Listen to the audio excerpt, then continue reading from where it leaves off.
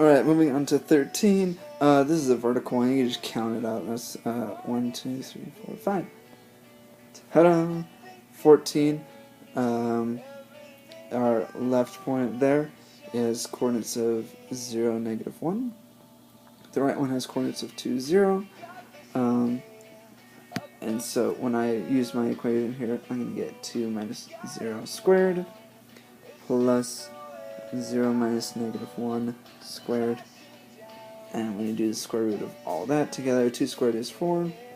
1 squared is 1. So I'm trying to do the square root of 5, which is approximately 2.2. Moving on to 15, my start point is coordinates of 0, negative 5. The end, my right point, that's my x2, y2, has coordinates of 5, 1. So I'm going to use those in my equation. I'm going to do 5 minus 0 squared plus 1 minus negative 5 squared. 5 squared is 25. 1 minus negative 5 is 6. Subtracting a negative means add the positive. So 1 plus 5 gives you 6 squared. You're going to get 36. 25 plus 36 is 61. And the square root of 61 is approximately 7.8. Moving on to 16, our left point here has coordinates of negative 3, 3. The right one has coordinates of 2, 2. Using those as our coordinates, remember it's x2, y2 minus x2, y2 subtract x1, y1 in our equation here. So 2 minus negative 3 squared plus 2 minus 3 squared. 2 minus negative 3 is 5 squared, you're going to get 25. 2 minus 3 is negative 1, but when you square it, you're going to get positive 1, so 25 plus 1 is going to give you 26, and the square root of 26 is approximately 5.1. Moving on to 17, our leftmost point has coordinates of 3, 5. Our rightmost one has coordinates of 4, negative 4. We're going to use those in our equation. 4 minus 3 squared plus negative 4 minus 5 squared. 4 minus 3 is 1. Square that, you're going to get 1. Negative 4 minus 5 is negative 9, but when you square it, it's going to give you a positive 81. So we're going to get a square root of 82, which is approximately 9.1. Moving on to 18, our leftmost point is 1, 5. That's a hideous way I wrote that. Our rightmost point is 2, negative 2. And I'm going to use those to write my equation. I'm going to get 2 minus 1 squared plus negative 2 minus 5. Square that. 2 minus 1 squared is 1. Negative 2 minus 5 is negative 7, but when you square that, you're going to get 49. Positive. Square root of 1 plus 49 is the square root of 50, which is approximately 7.1. Moving on to 19, the first point has an x value of 0, and the second one has an x value of negative 5. So the 0 one is going to go as x2, y2, and then the negative 5 one is going to go as x1, y1. And we're going to use those in our equation. 0 minus negative 5, x2 minus x1 squared, plus y2, negative 2, minus y1 squared. We're looking at positive 5 squared is 25.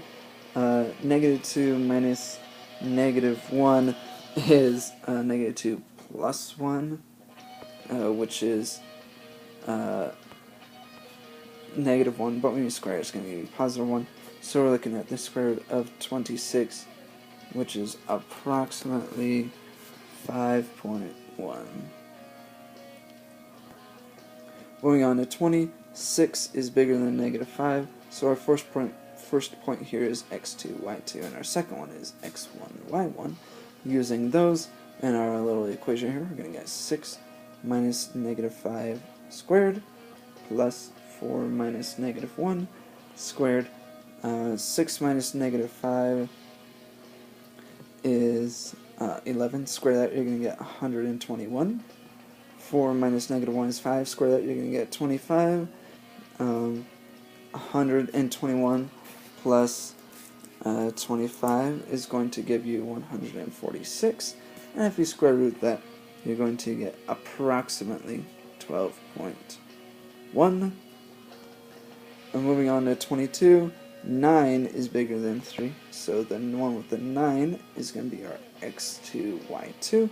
The one with the 3 is x1, y1. And we're just going to use those in our equation. 9 minus 3 squared plus 10 minus 8 squared.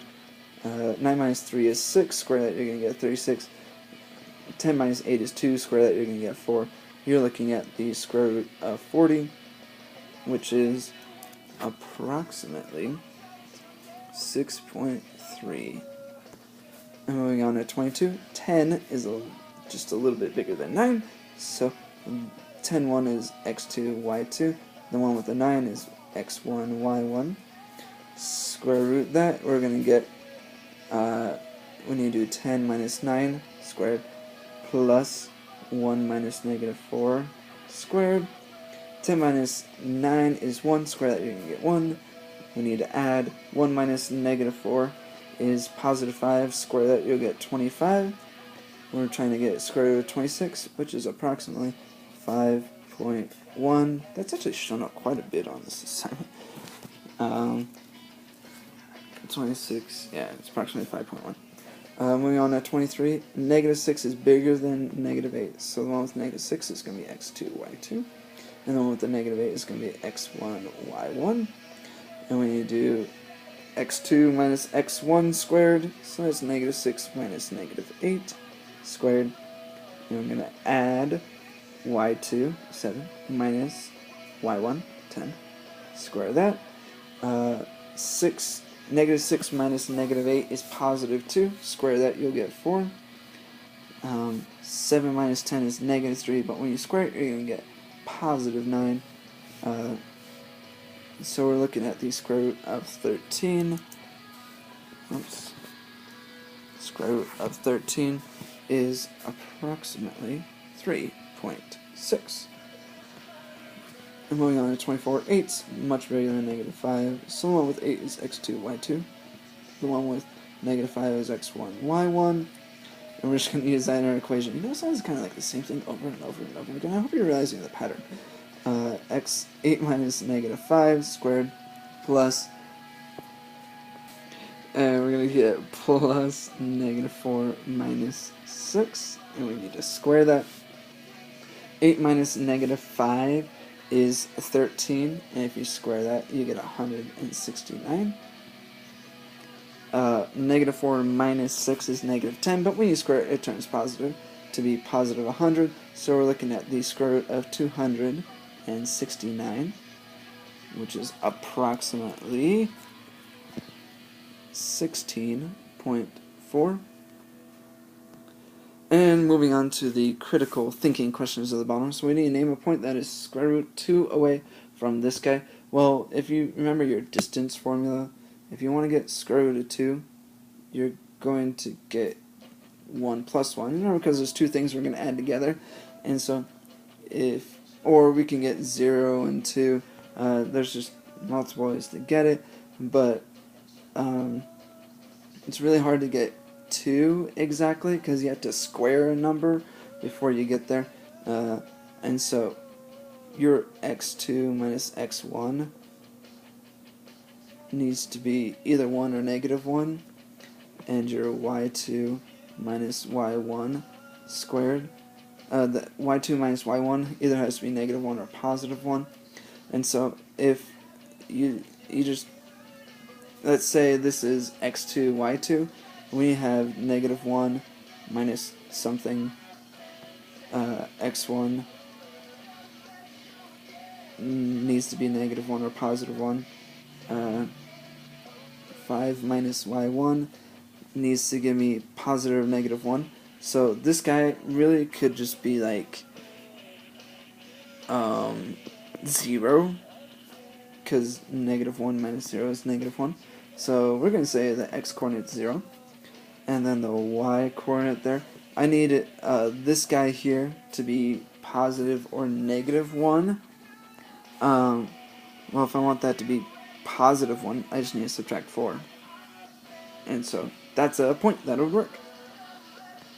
Moving on to the next one. Name a point that's between 50 and 60 units away from 7 and -2 and state the distance between the 2 points. Well, if you just like go up 52 points, like you get up to